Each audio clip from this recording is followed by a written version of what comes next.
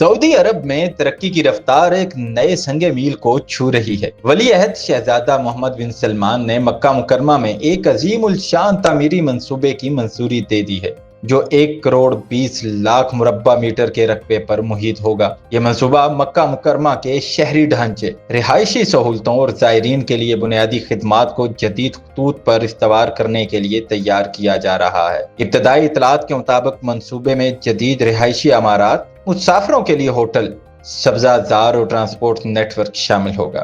یہ ترقیاتی منصوبہ سعودی ویژن 2030 کا حصہ ہے، جس کا مقصد نہ صرف مقدس شہروں کی توسیع اور خوبصورتی کو فروغ دینا ہے، بلکہ زائرین کو زیادہ آرام دہ اور پائیدار سہولتیں فراہم کرنا بھی ہے۔ تجزیہ کاروں کے مطابق یہ قدم مکہ مکرمہ کو جدید اسلامی شہر کے ایک نئے ماڈل کے طور پر دنیا کے سامنے پیش کرے گا۔